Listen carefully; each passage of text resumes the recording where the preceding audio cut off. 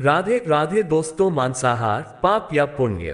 प्राचीन काल से ही मांसाहार को लेकर समाज में विभिन्न विचारधाराएं रही हैं। ये सवाल कि मांसाहार पाप है या पुण्य, ये बहुत गहरे नैतिक, धार्मिक और सांस्कृतिक प्रश्नों से जुड़ा हुआ है। भारत में, जहां बहुसंख्यक लोग धार्मिक परंपराओं और संस्कारों का पालन करते हैं, मांसाहार को लेकर भिन्न भिन्न मत हैं। आइए इस मुद्दे को समझने के लिए एक काल्पनिक कहानी के माध्यम से इसका विश्लेषण करते हैं। लेकिन वीडियो में आगे बढ़ने से पहले एक छोटी सी रिक्वेस्ट है। अगर आपने ये चैनल अभी तक सब्सक्राइब नहीं किया है तो सबसे पहले सब्सक्राइब कर ले, ताकि सनातन धर्म से जुड़ी सारी जानकारियां आप तक सबसे पहले पहुंच सके। कमेंट्स बॉक्स में प्यार भरा राधे राधे लिखकर आपकी हाजिरी अवश्य दें। चलिए वीडियो करते हैं स्टार्ट। प्राचीन भारत के एक छोटे से गांव में राजा धर्मपाल का राज्य था। राजा धर्मपाल धार्मिक और न्यायप्रिय शासक थे। उनका राज्य सुख समृद्धि से भरा हुआ था और लोग उन्हें आदर्श मानते थे। इस गांव के लोग शाकाहारी जीवन जीते थे और जानवरों के प्रति करुणा रखते थे। गांव में एक ऋषि रहते थे जिनका नाम महर्षि वात्सल्य था। महर्षि वात्सल्य का उपदेश था कि सभी जीवों में भगवान का वास है और इसलिए हर जीव के प्रति प्रेम और करुणा दिखाना चाहिए। एक दिन गांव में एक घुमक्कड़ साधु आया जिसका नाम स्वामी मासनाथ था। स्वामी मासनाथ ने गांव वालों से कहा, जीवन में मांसाहार से ही शक्ति मिलती है।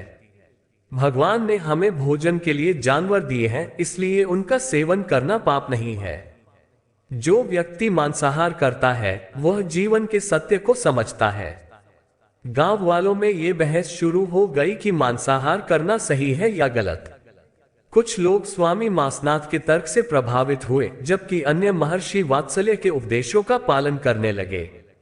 राजा धर्मपाल इस बहस से चिंतित हो गए और उन्होंने निर्णय लिया कि वह खुद इस मुद्दे पर ध्यान देंगे और सच्चाई का पता लगाएंगे। 2. स्वप्न और दुविधा। उस रात राजा धर्मपाल को एक विचित्र सपना आया। उन्होंने देखा कि एक विशाल जंगल में वह भटक रहे हैं, जहां हर प्रकार के जीव जंतु घूम रहे हैं। अचानक एक आवाज आई, धर्मपाल, तुम मांसाहार के प्रश्न से जूझ रहे हो। ये जान लो कि हर जीव की अपनी कहानी है और उसका जीवन उतना ही मूल्यवान है जितना तुम्हारा। राजा ने देखा कि जंगल में शेर हिरण का शिकार कर रहा था। यह देखकर राजा को लगा कि प्रकृति में मांसाहार तो स्वाभाविक है। लेकिन फिर उन्होंने देखा कि एक शिशु बकरी अपनी मां के पास जा रही थी और एक शिकारी उसे मारने के लिए धनुष तान रहा था। यह दृश्य राजा के मन को विचलित कर गया। उन्होंने सोचा, क्या हमें उन जीवों का मांस खाना चाहिए जिनमें जीवन की भावना है? क्या यह सही है कि हम अपनी भूख मिटाने के लिए किसी निर्दोष प्राणी की जान लें? सपना टूटने के बाद राजा धर्मपाल और भी अधिक भ्रमित हो गए। वह तय नहीं कर पा रहे थे कि मांसाहार पाप है या पुण्य। उन्होंने अपने दरबार में महर्षि वात्सल्य और स्वामी मासनाथ को बुलाकर इस प्रश्न पर चर्चा करने का निर्णय लिया। 3. महर्षि वात्सल्य का दृष्टिकोण। महर्षि वात्सल्य दरबार में आए और राजा के प्रश्न का उत्तर देते हुए बोले, राजन, ये संसार एक विशाल परिवार है जिसमें सभी जीव जंतु एक दूसरे पर निर्भर होते हैं। भगवान ने इस सृष्टि में प्रत्येक जीव को एक विशेष उद्देश्य के लिए बनाया है। मांसाहार से हमें तात्कालिक शक्ति तो मिल सकती है, लेकिन इसके दीर्घकालिक परिणाम घातक होते हैं। जब हम किसी निर्दोष प्राणी को मारते हैं तो उसके साथ हम उसकी पीड़ा और दुख को भी ग्रहण करते हैं। महर्षि ने आगे कहा, भगवद गीता में श्री कृष्ण ने कहा है कि सभी जीवों में आत्मा समान है, इसलिए हमें हर जीव के प्रति करुणा और प्रेम दिखाना चाहिए। जब हम मांस खाते हैं तो हम उस आत्मा का अपमान करते हैं जो भगवान की बनाई हुई है। हिंसा का परिणाम हमेशा नकारात्मक होता है, इसलिए मांसाहार पाप है, क्योंकि यह हमारे भीतर की करुणा को समाप्त करता है और हमें निर्दयी बनाता है। महर्षि की बातें सुनकर राजा धर्मपाल को यह एहसास हुआ कि मांसाहार से जुड़ी नैतिक जिम्मेदारियां बहुत गहरी होती हैं। उन्होंने महर्षि से पूछा, क्या इसका मतलब यह है कि जो लोग मांस खाते हैं वे पाप करते हैं? महर्षि ने मुस्कुराते हुए कहा, राजन, हर व्यक्ति की यात्रा अलग होती है। जो लोग अज्ञानता में मांसाहार करते हैं वे भगवान की दृष्टि में पापी नहीं हैं। लेकिन जब हमें सत्य का ज्ञान हो जाता है तब हमें अपने कर्मों का मूल्यांकन करना चाहिए और सही रास्ता चुनना चाहिए। 4. स्वामी मासनाथ का तर्क। इसके बाद स्वामी मासनाथ ने अपनी बात रखी। उन्होंने कहा, राजन, मांसाहार कोई पाप नहीं है, ये प्रकृति का एक हिस्सा है। शेर, बाघ और अन्य मांसाहारी जानवर भी तो मांस खाते हैं। अगर मांसाहार पाप होता तो भगवान ने इन जीवों को मांसाहारी क्यों बनाया होता? स्वामी मासनाथ ने आगे कहा, मनुष्य भी प्रकृति का हिस्सा है और उसे अपने शरीर की आवश्यकताओं के अनुसार भोजन करना चाहिए। अगर हम मांस नहीं खाएंगे तो हम कमजोर हो जाएंगे। हमारे शरीर को प्रोटीन और ऊर्जा की आवश्यकता होती है जो मांस से प्राप्त होती है। इसलिए मांसाहार जीवन का एक अनिवार्य हिस्सा है। इसे पाप समझना अनुचित है। स्वामी मासनाथ के तर्क ने दरबार के कई लोगों को प्रभावित किया। उन्होंने कहा कि मांसाहार प्राकृतिक है और इसे पाप मानना गलत है। 5. राजा का निर्णय। दोनों पक्षों को सुनने के बाद राजा धर्मपाल गंभीर हो गए। उन्होंने सोचा कि इस मुद्दे का समाधान केवल तर्कों के आधार पर नहीं हो सकता। राजा ने निर्णय लिया कि वह स्वयं ध्यान करेंगे और अपने भीतर की आवाज सुनेंगे।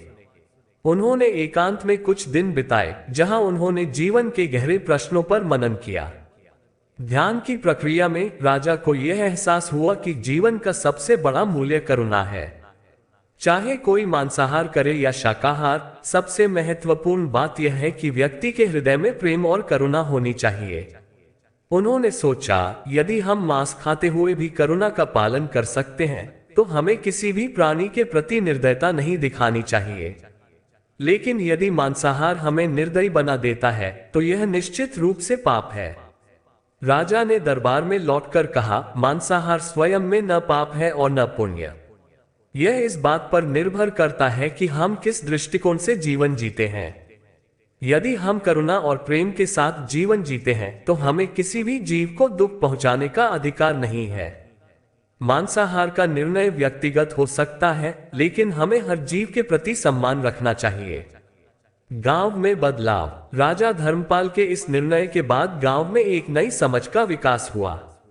कुछ लोग शाकाहार का पालन करने लगे और जानवरों के प्रति करुणा दिखाने लगे, जबकि कुछ लोगों ने मांसाहार करना जारी रखा, लेकिन उन्होंने यह वचन दिया कि वे कभी भी निर्दोष जानवरों को कष्ट नहीं देंगे।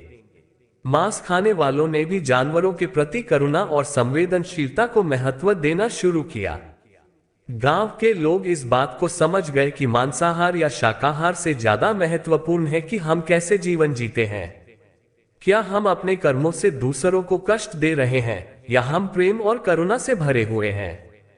इस तरह राजा धर्मपाल के राज्य में मांसाहार का मुद्दा हल हुआ और लोग शांतिपूर्ण जीवन जीने लगे। इस कहानी से हमें ये सीख मिलती है कि मांसाहार या शाकाहार की बहस केवल धार्मिक या नैतिक दृष्टिकोण से नहीं देखी जा सकती। ये जीवन की एक गहरी समझ पर आधारित है जिसमें करुणा, प्रेम और दूसरों के प्रति सम्मान का स्थान सबसे ऊपर है। मांसाहार को पाप या पुण्य के रूप में वर्गीकृत करना तभी सार्थक है जब हम ये समझे कि हमारे कर्मों का असर दूसरों पर और खुद पर कैसा होता है। गरुड़ पुराण कथा, रामायण, गीता और महाभारत की ऐसी कई रोचक कहानियां हैं जो हम आपको बताते रहेंगे। हमसे जुड़े रहने के लिए हमारे चैनल को सब्सक्राइब कीजिए। आपका बहुत बहुत धन्यवाद।